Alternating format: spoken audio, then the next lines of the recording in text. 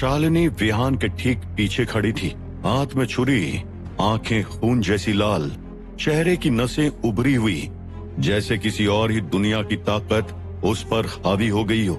उसकी सांसें भारी थी और चाल बेहद धीमी। जैसे ही शालिनी की छुरी विहान की पीठ तक पहुंचने ही वाली थी, एक हल्की सी परछाई दीवार पर पड़ी। विहान चौकन्ना हो गया। वो बिजली सी तेजी से पलटा और अपनी जेब से सफेद रंग का एक पाउडर निकालकर शालिनी के चेहरे पर फेंक दिया। शालिनी की छुरी उसके हाथ से छूटकर जमीन पर गिर गई और उसी के साथ वो भी लड़खड़ा कर नीचे गिर पड़ी।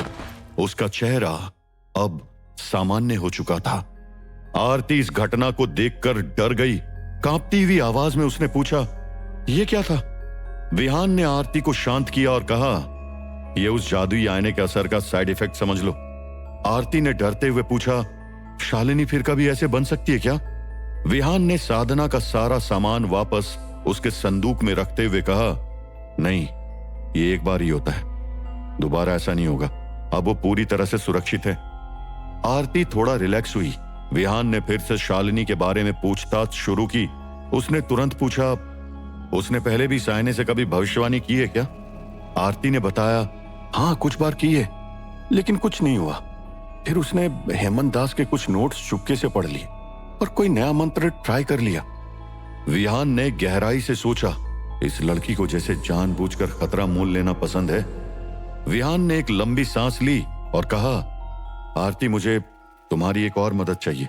आरती ने इस बार बिना सोचे कहा, क्या करना है? विहान ने आसपास देखते हुए कहा, मुझे पता लगवाना है कि शालिनी ने कौन सा मंत्र पढ़ा था। आरती सिहर गई। आप खुद उससे क्यों नहीं पूछ लेते? विहान थोड़ा झिझका। बस मैं नहीं चाहता कि मेघा को पता चले कि मैं जादू टोने जैसी चीजों से जुड़ा हूं। आरती हल्के से हंसी। समझ गई, मेघा को मशीनें और लॉजिक पसंद है, जादू टोना नहीं। विहान मुस्कुराया। आरती भी बस मुस्कुरा कर रह गई। शालिनी अभी भी बिस्तर पर बेहोश पड़ी थी। विहान ने शालिनी की ओर इशारा करते हुए कहा, इसके पास रुको जब तक ये होश में नहीं आ जाती, और डरना मत, अब ये ठीक रहेगी। अगर कोई पूछे तो कह देना कि इसकी तबीयत ठीक नहीं थी। आरती अपनी दोस्त शालिनी के पास बिस्तर पर बैठ गई और विहान बाहर निकलने लगा, लेकिन दरवाजे पर रुक गया और आरती की तरफ घूमकर कहा, आज तुमने बुराई को हराने में मदद की आरती, धन्यवाद। आरती बस मुस्कुरा कर रह गई। विहान सीढ़ियों से होता हुआ नीचे उतरने लगा, जहां महेश और बाकी लोग अभी भी पत्ते खेल रहे थे। नीचे उतरते हुए विहान सोचने लगा, ये चीजें एक एक करके मेरे सामने आ रही है। ये क्या हो रहा है? क्या मेरी किस्मत इतनी खराब है कि जहां भी ऐसा कुछ होता है मैं वहीं टपक जाता हूं? या फिर इसलिए कि इससे मुझे अगले सीक्वेंस तक जाने में आसानी होगी, और जितनी जल्दी मैं सीक्वेंसेस को पार करता रहूंगा उतनी जल्दी कालवेद तक पहुंच पाऊंगा। समझ नहीं आ रहा है कि मैं इसे बुरी किस्मत कहूं या अच्छी किस्मत। तब तक विहान आखिरी सीढ़ी तक आ चुका था।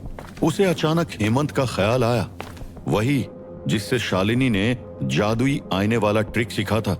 विहान ने सोचा, मुझे धर्म को हेमंत के बारे में बताना होगा। खतरनाक जादू पर एक्सपेरिमेंट्स करना, और वो भी बच्चों को सिखाना, ये गैर जिम्मेदाराना है। इससे पहले कि वो किसी और को नुकसान पहुंचाए, कुछ करना पड़ेगा। विहान ने अपनी पॉकेट वॉच देखी। ये पार्टी छोड़ने का अभी सही टाइम नहीं था। अगर मैं अभी चला गया तो लोगों को शक हो सकता है। सबका ध्यान शालिनी पर चला जाएगा। पार्टी के बाद घर जाते जाते कैप्टन को बताते जाऊंगा इस बारे में। विहान नीचे आया तो देखा किसी को भी अंदाजा नहीं था कि ऊपर क्या हुआ था। वो उस टेबल के पास पहुंचा जहां महेश और उसके नए बैंकर दोस्त अभी भी पत्ते खेल रहे थे। एक बैंकर जिसका नाम विहान को याद नहीं था, उसने अपने पत्ते टेबल पर पटके और विहान को देखते हुए पूछा, अरे विहान, कहाँ गायब हो गए थे? विहान का बहाना पहले से तैयार था, ऊपर वॉशरूम गया था। फिर मेघा ने अपने दोस्तों के साथ कोई गेम खेलने को बोल दिया। एक और बैंकर ने पत्ते टेबल पर रखते हुए कहा, लगता है तुम्हें ऊपर ज्यादा मजा आया नीचे से, हैं? विहान ने हल्की सी हंसी हंसते हुए मन ही मन सोचा, तुम्हें अंदाजा भी नहीं कि ऊपर कितना मजा आया। महेश ने मुस्कुरा कर कहा, चलो कुछ और राउंड खेलो हमारे साथ भाई। विहान बेमन से बैठ गया। फिर वो सब काफी देर तक खेलते रहे। महेश ने कई राउंड जीते और विहान को उसका कॉन्फिडेंट अंदाज पसंद आया। वो न सिर्फ पत्तों में बल्कि लोगों का दिल जीतने में भी माहिर था। विहान को अच्छा लगा उसे सबके साथ हंसते खेलते देखना, जैसे कि वो असल में सभी के साथ जुड़ गया हो। खाने पीने के बाद पार्टी खत्म होने लगी। मेहमान एक एक कर निकलने लगे और उन्हें शालिनी के पापा दीपक राय खुद बाहर तक छोड़कर आते हैं। अच्छी रात हो। मेघा दरवाजे के पास पहुंच चुकी थी और विहान हॉल में ही शालिनी के पापा दीपक राय से बात कर रहा था। शालिनी के पापा ने मुस्कुराते हुए कहा, अच्छा लगा आप लोग आए। शालिनी तो जल्दी सोने चली गई। आरती कह रही थी कि उसकी तबीयत ठीक नहीं थी, पूरी पार्टी मिस कर दी उसने। विहान ने ऐसे रिएक्ट किया जैसे ये सब नई जानकारी हो। ओह, ये तो बहुत बुरा हुआ, बेचारी लड़की, उसी का जन्मदिन और उसी ने मिस कर दिया। तभी आरती सीढ़ियों से उतरते हुए नीचे आई और सीधे विहान के पास पहुंची। विहान, क्या मैं आपसे थोड़ी देर बात कर सकती हूँ? विहान ने सिर हिलाया और आरती के साथ दूसरी तरफ चला गया, जबकि मेघा दरवाजे के पास से गुस्से में उन्हें घूरती रही। आरती ने विहान को एक मोड़ा हुआ कागज दिया। ये है वो मंत्र जो शालिनी ने पढ़ा था। विहान ने तुरंत उसे अपनी जेब में रख लिया और पूछा, शालिनी ठीक है ना? आरती ने थकी हुई आवाज में कहा, हाँ, होश में आ गई है, थोड़ा थकी हुई सी है। आरती वहां से वापस शालिनी के कमरे की तरफ बढ़ गई। विहान ने कागज की ओर देखा और बुदबुदाया, मुझे ये धर्म को देना होगा। विहान अपने भाई बहनों के पास वापस आया जो दरवाजे के पास खड़े थे। बियर के हल्के नशे में धुत महेश अपनी जैकेट का दूसरा बाजू ढूंढने की कोशिश कर रहा था, जबकि मेघा पास खड़ी थी लेकिन उसकी कोई मदद नहीं कर रही थी। विहान ने महेश का हाथ जैकेट में डालते हुए कहा, वैसे मुझे घर जाते वक्त ऑफिस में थोड़ी देर के लिए रुकना होगा। मेघा झुंझलाहट में बोली, अभी क्या जरूरत है? मेघा को आज विहान का बर्ताव पहले ही बहुत खल रहा था। विहान ने बहाना बनाते हुए कहा, एक फॉर्म में गलती रह गई थी, मैंने बोला था कि सुबह से पहले ठीक कर दूंगा। सोचा ऑफिस रास्ते में तो आज रात ही निपटा लूं ताकि सुबह जल्दी ना उठना पड़े। मेघा ने शक से नाक सिकोड़ी। महेश ज्यादा ध्यान नहीं दे रहा था। विहान ने मेघा को मनाने के अंदाज में कहा, बस 5 मिनट लगेंगे, वादा, पक्का वादा। ठीक है। मेघा भुनभुनाते हुए बाहर निकल गई। महेश ने विहान की छाती पर उंगली मारी। उसकी सांस से बियर की बदबू आ रही थी। इसलिए तेरा आज पत्ते खेलने में मन नहीं था। तेरा दिमाग तो यहां था ही नहीं, तेरा दिमाग तो ऑफिस में था। लेकिन देख मैंने कितने जीते। महेश ने अपनी जेब में पड़े सिक्के हिलाए। विहान हंसा और उसने अपने भाई को गले लगाया। वो सब बाहर निकल गए। बचे हुए मेहमान बाहर फुटपाथ पर खड़े होकर बातें कर रहे थे, जबकि विहान ने प्राइवेट बग्गी हायर कर ली थी। विहान ने महेश और मेघा को बग्गी में चढ़ने में मदद की, फिर खुद भी चढ़ा। महेश ने अपनी जगह पर एडजस्ट होते हुए पूछा, हमने बाकी मेहमानों के साथ बग्गी क्यों नहीं शेयर की? पैसे बच जाते, है ना मेघा? बोला ना विहान को। मेघा ने चुपचाप खिड़की की ओर मुंह फेर लिया। विहान को पता था कुछ गड़बड़ है। मेघा आमतौर पर पैसों की सबसे ज्यादा फिक्र करती थी, लेकिन अब वो चुप थी। विहान बुदबुदाया, उसे मुझ पर शक है, आरती और शालिनी के मामले पर भी, पर वो मेरी बातों पर यकीन नहीं कर रही है। विहान ने बग्गी जागते रहो सिक्योरिटी बिल्डिंग के पहले वाली गली के पास रुकवा दी, क्योंकि उसकी कंपनी के बिल्डिंग की गली में बग्गी जाने की जगह नहीं थी। विहान ने जल्दी से नीचे उतरते हुए मेघा से कहा, बस 5 मिनट। मेघा ने गुस्से में बाहें मोड़ ली, जबकि महेश उसके कंधे पर सो रहा था और उसके कपड़ों पर लार टपका रहा था। विहान ऑफिस की तरफ भागा। अंदर लॉबी में मुकुंद बैठा हुआ किताब पढ़ रहा था। उसने किताब नीचे की और हैरान हो गया, हैं? तुम तो आज ड्यूटी पर नहीं हो। विहान के पास समय नहीं था।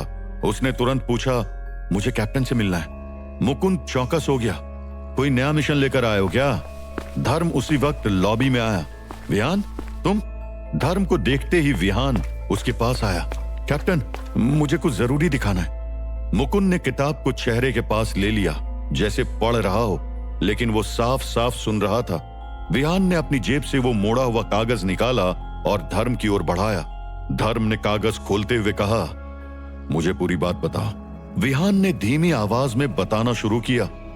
हेमंत दास, भविष्यवाणी मंडली का एक सदस्य, वो आम लोगों को खतरनाक जादू और मंत्र सिखा रहा है। आज रात मैंने देखा कि शालिनी, मेघा की दोस्त, जिसके बर्थडे में हम गए थे, उस लड़की ने जादुई आईने के जरिए एक ऐसा तांत्रिक जादू किया जिससे एक बुरी आत्मा आ गई वो लड़की और बाकी सब भी मर सकते थे।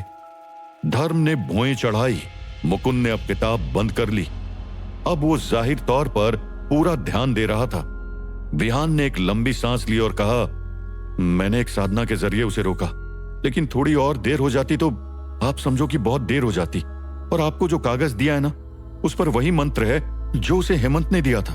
धर्म ने मंत्र को देखा, फिर मोड़कर अपनी जेब में रख लिया। बहुत अच्छे विहान, तुमने बढ़िया हैंडल किया। अब इसे हम देख लेंगे, तुम जाओ और आराम करो। मुकुंद ने टाइम देखा और विहान को छेड़ते हुए कहा, सच कहूं तो विहान, लगता है जैसे तुम भी निशाचर ही बन गए हो। विहान ने हल्की मुस्कुराहट दी और वहां से चला गया। विहान सिक्योरिटी कंपनी से बाहर आया और दूसरी गली की तरफ बढ़ने लगा जहां उसने घोड़ा गाड़ी रुकवाई थी।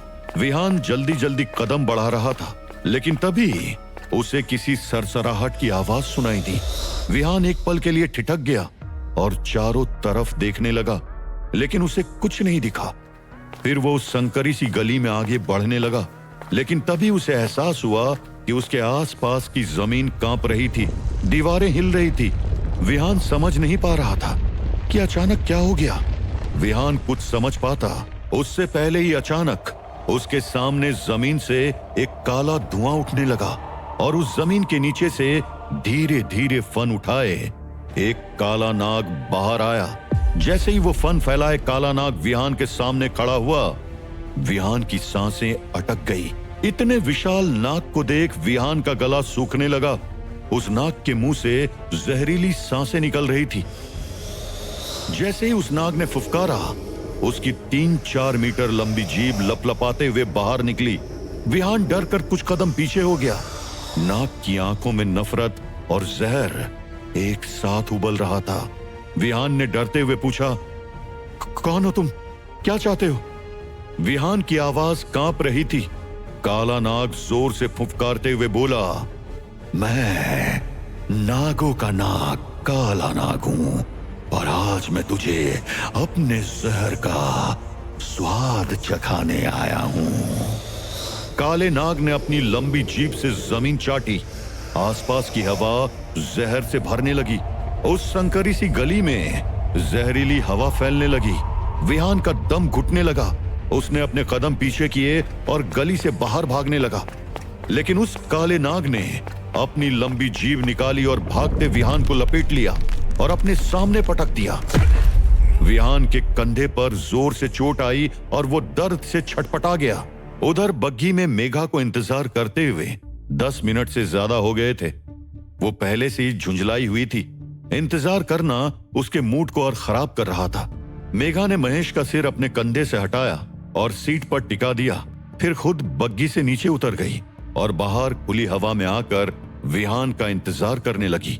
उसकी नजर उस दीवार के पार दूसरी गली की तरफ थी, जिसमें विहान उस काले नाग के सामने फंसा था। काले नाग ने फिर से फुफकारते हुए बोला, भागेगा, मुझसे भागेगा।